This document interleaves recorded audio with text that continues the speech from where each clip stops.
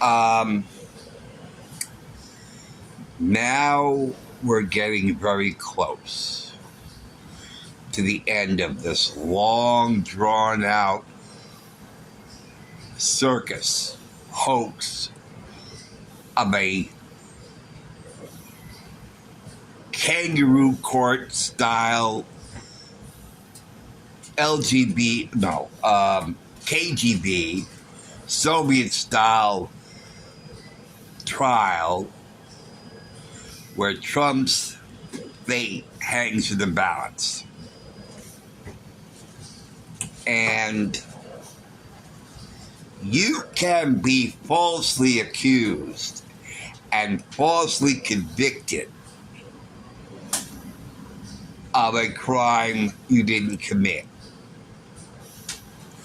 I've been falsely accused of, at least three things I was falsely accused of. When I was delivering newspapers in New Rochelle, and I would get off my bike, park the bike in the driveway of a customer, walk to the door, put the paper between the screen door and the door frame, walk back to my bike, get on my bike, ride up the driveway. And as I was leaving, I heard a big crash behind me. At which I stopped riding and looked back, and I heard barking coming from the garage. And when I looked, I saw the glass. There was a little window in the garage where the window frame was broken. And I said, I hope that dog is all right. And I rode off. And when it came time to collecting, I was told that they're not going to pay for any newspaper because I terrorized their dog. I said, what? I didn't terrorize the dog. All I did was deliver the paper, get on my bike, and I heard a crash behind me. And they said, no, you terrorized that dog. And I'm going to not pay for the paper to cover the vet bills and the repair to the window. And I said this to Joe Grassi when it was time to collecting or, give him the cash and everything. I told him this. And he says, you didn't terrorize the dog. I said, no, I didn't. He says, I believe you. And we've had other complaints about that customer. But he's a paid customer, and that's it. So I felt I was never falsely accused of anything. I'm a very quiet, shy boy, young man who didn't want to be a nuisance to anybody or disrupt or disturb anything or anyone.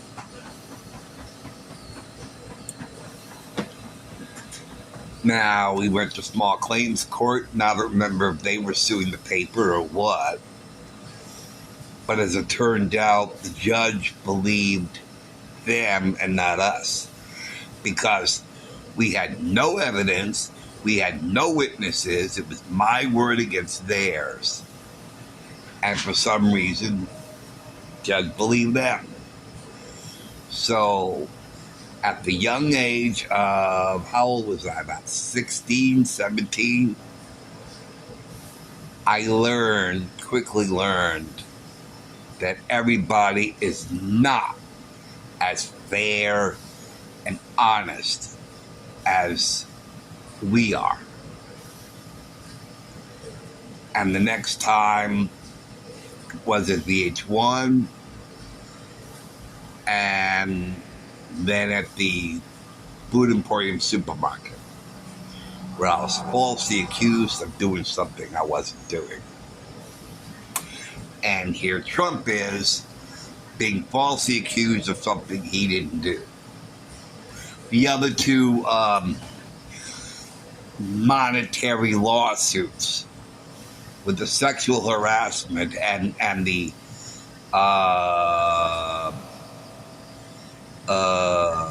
defrauding the monetary value of his buildings, where the banks were defrauded, the banks didn't lose money. In fact, the banks made money. There was no victim anywhere. And yet, Trump was fined all that money. And this business with Carol, that woman in the department store, decades ago, Trump was a busy man. I mean, she seemed so. Basically, that was sort of like the Brett Kavanaugh syndrome here. So again, Trump is falsely accused of doing things he didn't do.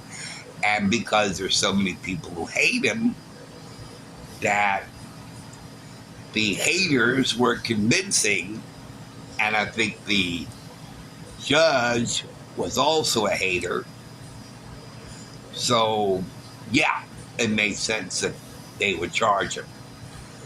So, but getting back to what I want to say, I'm just setting this up. For the longest time, from the Democrats and the left's perspective, Trump is a clown.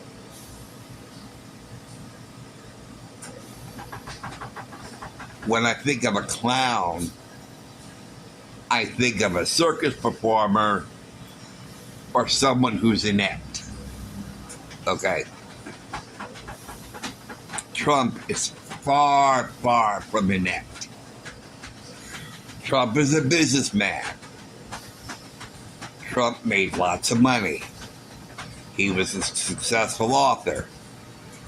And he was very successful in real estate.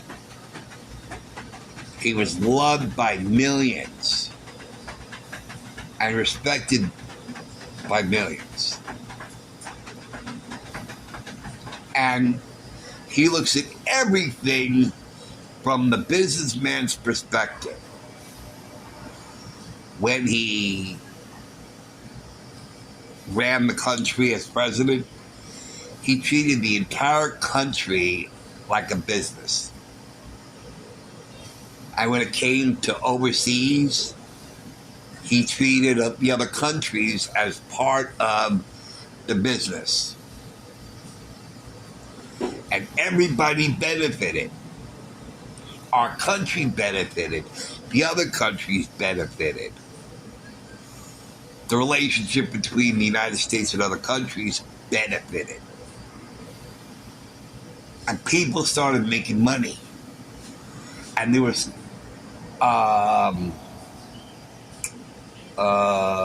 monetary progress. I can't think of the word. Everybody was happy. Everybody. And then there were the haters in the shadows. The American haters, because there really weren't any international haters, except the ones who hate the United States regardless of who's in office. And yet he's a clown, he's inept. He created a peace accord in the Middle East, something that no other president has done. He never started a war. He's an idiot, yet he never started a war. Now they're calling Trump evil. Jill Biden just said that Trump is evil. He's an evil man. So, this evil man never started a single war, unlike any president before him. All presidents started one war or another. Trump didn't start a single war. The first president of the United States to never start a war, and he's evil. He created opportunity zones for the poor and less fortunate in rural communities. That's how evil he is. He gave second chances to convicted felons in returning to society. That's how evil he is. He is so evil that everybody in the country was putting more food on the table, having more money in their bank accounts. Yeah, that's how evil he is.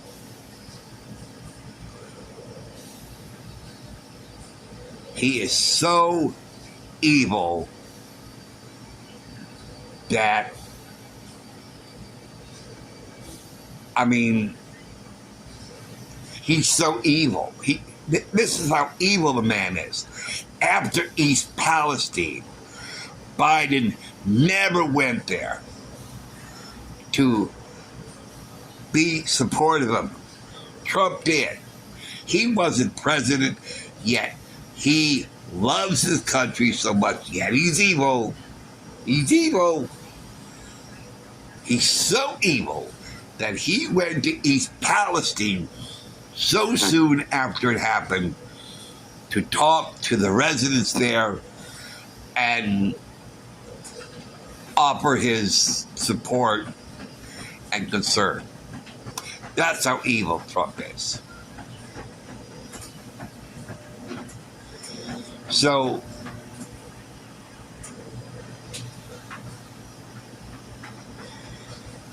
but getting back to Trump being inept as a businessman, because he's not a politician. He never was a politician. Even when he was president, he wasn't a politician. He was president, yeah, but he wasn't a politician. He never was. And while in the White House, he never became a politician.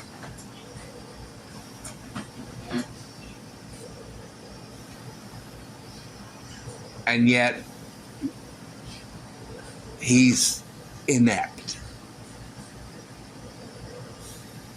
He was running the country like a successful business, and the business and the country was everyone's 4Ks were good. The stock market was soaring to heights. Everything was affordable. He was running the country like a business. And he did not go bankrupt while in office, because that's what would happen in the business. If you're inept in your business and everything goes into the red and you're in trouble financially, you file for bankruptcy. Now, he filed for bankruptcy in the past, but that was the past. You learn from your mistakes.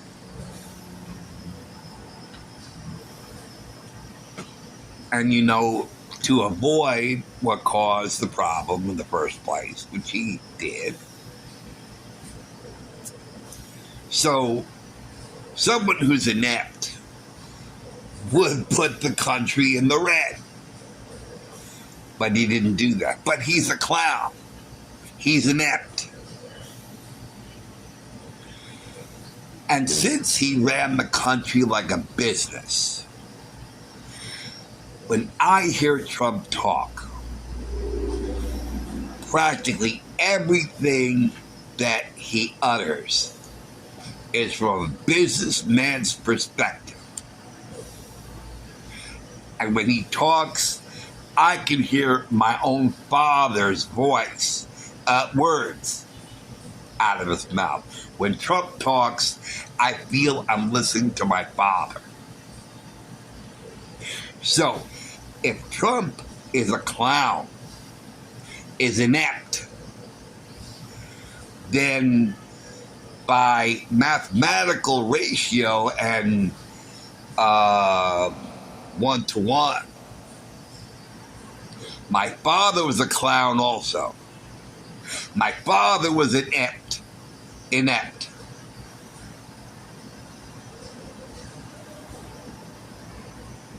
Now, anybody who wants to talk about Trump like he's a clown and inept, you're also making the same assessment about my dad, my father, when he ran Regent Sound Studios.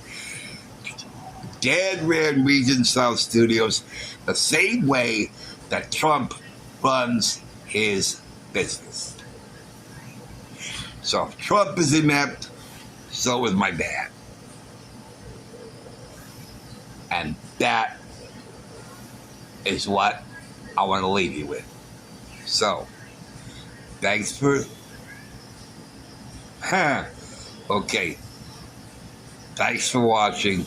I had to think about that. Oh, I'm a mess. Okay. Thank you for watching. Thank you for listening in. I'll see you soon. And let's pray for good things for Trump. Our country is sick. It's dying. It's almost destroyed.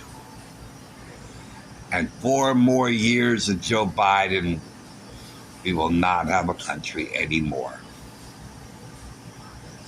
And everybody who came to the United States legally from other countries to get away from the corruption, to get away from communism, to get away from Marxism, to get away from fascism, is now reliving what they had in other countries.